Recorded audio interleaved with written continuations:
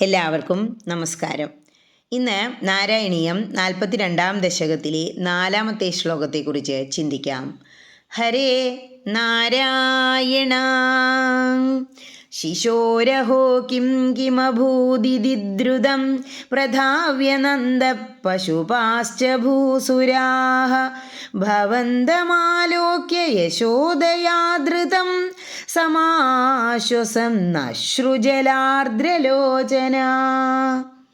ഇനി ഈ ശ്ലോകത്തിലെ ഓരോ വാക്കുകളുടെയും അർത്ഥത്തെക്കുറിച്ച് ചിന്തിക്കാം.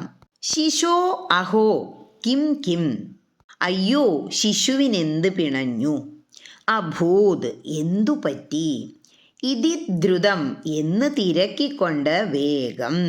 പ്രധാവ്യനന്ദ പശുപാ ച ഭൂസുര ഓടിയെത്തിയ നന്ദഗോപരും ഗോപന്മാരും ബ്രാഹ്മണരും. ഭവന്തം ആലോക്യ അങ്ങയെ കണ്ടിട്ട്. എവിടെയാ കണ്ട്? യശോദയാധൃതം യശോദയുടെ കയ്യിൽ ഇരിക്കുന്നത് കണ്ടിട്ട്. സമാശ്വസൻ ആശ്വസിച്ചു. അശ്രുജലാർദ്രലോചന കണ്ണീരിൽ കുതിർന്ന കണ്ണുകളോടെ. ഇനി ഈ അർത്ഥങ്ങളെല്ലാം മനസ്സിൽ വച്ചുകൊണ്ട് ആ ശ്ലോകം ഒന്നുകൂടി ചൊല്ലി നോക്കണം. എന്താ പറയണേ? ശിശുവിന് എന്തോ ആപത്ത് പിണഞ്ഞിരിക്കുമെന്ന് ശങ്കിച്ച് ദ്രുതഗതിയിൽ ഓടിയെത്തിയ നന്ദഗോപനും മറ്റു ഗോപജനങ്ങളും ബ്രാഹ്മണരും യാതൊരാപത്തും കൂടാതെ യശോദയോടുകൂടെ സ്ഥിതി ചെയ്യുന്ന അങ്ങയെ കണ്ടപ്പോൾ അവരുടെ ആർദ്രലോചനങ്ങളിൽ നിന്ന് ആശ്വാസത്തിൻ്റെ ബാഷ്പകണങ്ങൾ ഇറ്റുവീണു.